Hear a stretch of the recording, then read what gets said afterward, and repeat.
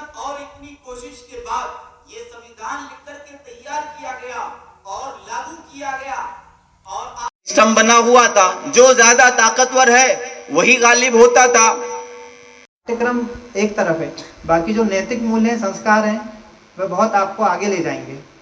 आपने अब्दुल कलाम आज़ाद का नाम सुना है ना? तो वह भी बहुत असफल हुए जीवन में और एनडीए का एग्ज़ाम दिए तो उसमें भी डिस्क्वालीफाई हो गए। उन्होंने अपनी सिस्टर के गहने गिरवी रख के हरिद्वार गए थे एग्ज़ाम देने, वहाँ उनका रिजल्ट आया, असफल हो गए और उन्होंने आत्महत्या करने का सोचा, तक पहुँचे। इसीलिए कभी असफलताओं से नहीं डरना है अपन को, और असफलताएं हमें सिखाती हैं कि हमें सफलता के रास्ते तक कैसे पहुंचना है। और आप सभी के लिए मैं कुछ लाइनें बोलना चाहूँगा कि सिर्फ ख्वाहिशों से हिस्से का दीपक खुद जलाना होगा।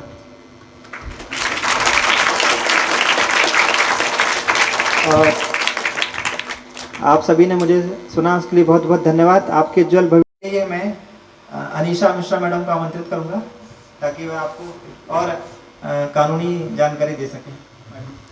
उपस्थित सभी बच्चों को मेरा नमस्कार। मेरा नाम अनीशा मिश्रा है और मैं बालाघाट में एज अ सिविल जज, व्यवहार न्यायाधीश के रूप में पोस्टेड हूँ, पदस्थ हूँ। किसी को पता है सिविल जज क्या होता है? मतलब जो हम यहाँ पे सिविल जज हैं या एडवोकेट है, तो क्या सिविल जज पता है आप लोगों को? यहाँ थोड़े बड़े बच्चे भी हैं, सिविल जज का क्या काम होता है बता सकता है कोई? या कितने साल पढ़ा हो कोर्ट के बारे में? न्यायालय कब जाते हैं हम? कोर्ट सुना है कोर्ट के बारे में? जो बड़े बच्चे जो 12th क्लास में, हाथ उठाइए अपना। हाँ, आप इधर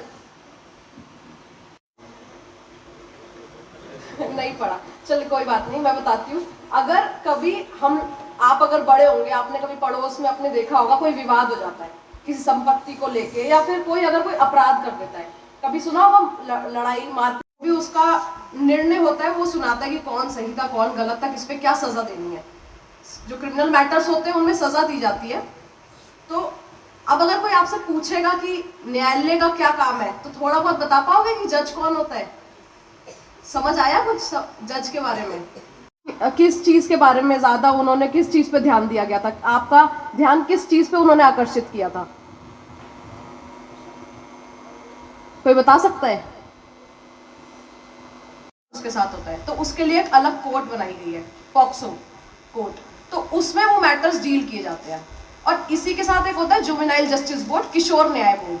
पड़ोस में कोई बच्चा है, कभी 18 साल से कम, 12 साल का, 13 साल का, अगर उसने कोई अपराध किया है तो उसका जो केस चलेगा, जो प्रकरण उसका चलेगा, वो न्यायालय में चल के किशोर न्याय बोर्ड में चलेगा। तो उसमें ये होता है कि वहां पे आप, जैसे हम लोग अभी ड्रेस में आए हैं ना, ऐसे ड्रेस में नहीं रहते वहां पे, क्योंकि हमें बच्चों से इंटरेक्ट करना है। वहाँ पे जज जो होंगे सब, वहाँ पे यूनिफॉर्म अलाउड ही नहीं है, ठीक है?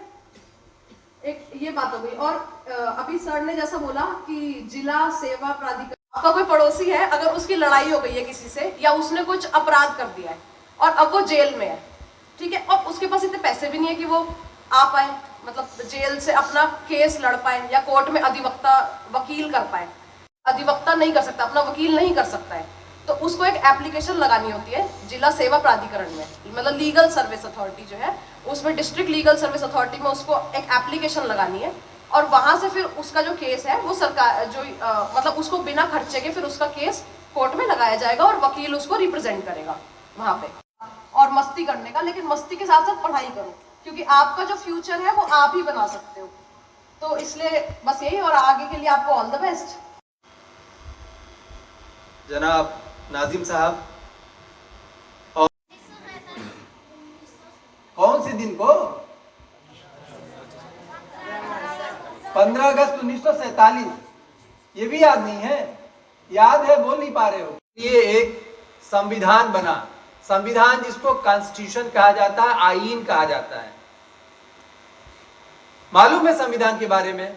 10th 11th 12th के बच्चे जो बैठे हुए, संविधान का जो कानून है उसके अधीन है, उसके नीचे है, ठीक है? और उसी संविधान में सारी व्यवस्था की गई और उसी संविधान के हिसाब से इस, भाई हमारे देश के एक प्रधानमंत्री हैं, आपको मालूम है, हर स्टेट में मुख्यमंत्री होते हैं, मालूम है आपको। देश की एक संसद है, लोकसभा और राज्यसभा, ये भी मालूम होगा। राज्य में विधानसभाएं होती हैं।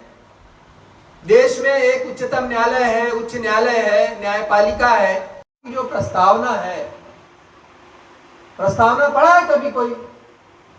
प्रियम्बल पढ़ा है कभी संविधान? 11th 12th के बच्चे तो जरूर पढ़े होंगे। कौन से साइड के बच्चे हैं? सोशल। प्रस्तावना लिखी जाती है। प्रस्तावना का क्या लिखी गई है?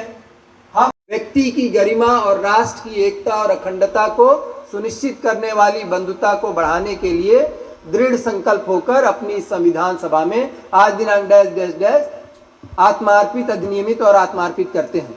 इस तरह की बात करने के बाद अगर ये पाते हैं कि सचमुच में आपकी आमदनी 2 लाख रुपए से कम है, तब क्या करते हैं? आपको एक वकील फ्री में देते हैं, जो कि फ्री ऑफ कास्ट आपकी पैरवी उस कोर्ट में करेगा।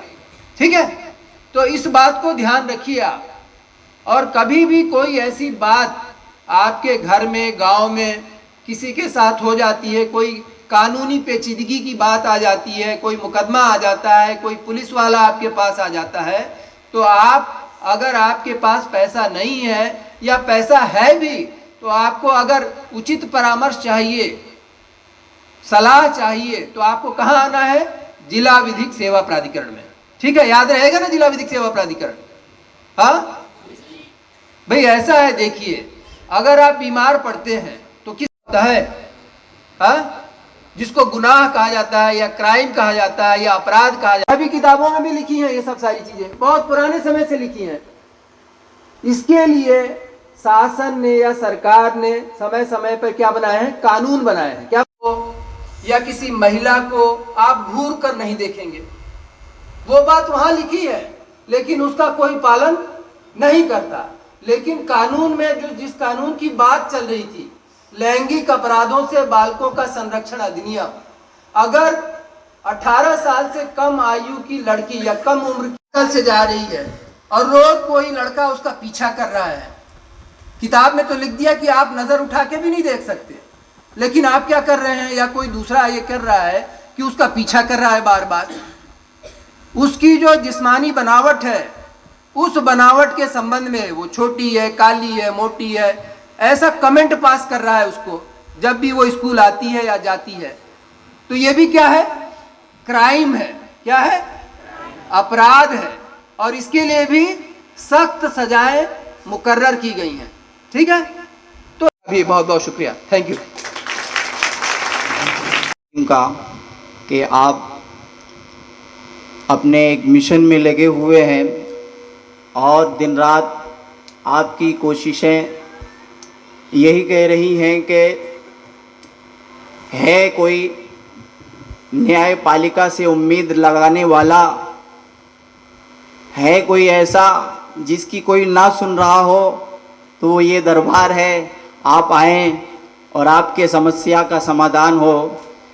अपनी इबादत गाहों के अंदर खुले तौर पर आजादी से अगर अमल कर रहे हैं, तो ये इस मुल्क में संविधान की वजह से, क्योंकि तो हर मामले में संविधान हमारी रहनुमाई करता है, चाहे वो क्रिमिनल मैटर हो या सिविल मैटर हो। ये कवानीन से हमको वाकिफ होना जरूरी है। पैगंबर मोहम्मद सल्लल्लाहु अलैहि वसल्लम संविधान लागू किया, उसके अंदर हर कोई अमन और चैन, कोई किसी का हक ना दबाए, कोई किसी के ऊपर जुल्म ना करे।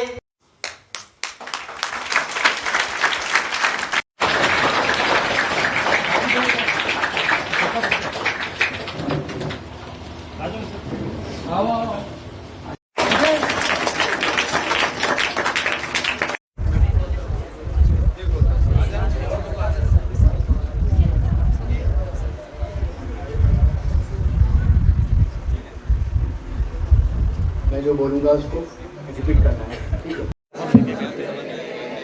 हम भारत के नागरिक लोकतंत्र में अपनी पूर्ण आस्था रखते हुए यह शपथ लेते हैं कि हम अपने देश की लोकतांत्रिक परंपराओं की मर्यादा को बनाए रखेंगे तथा स्वतंत्र की गरिमा को अक्षुण्ण रखते हुए निर्भीक होकर धर्म, वर्ग, जाति, समुदाय, भाषा अथवा अन्य किसी भी प्रलोभन से प्रभावित हुए बिना सभी निर्वाचनों में अपने मताधिकार का प्रयोग करेंगे। जय हिंद।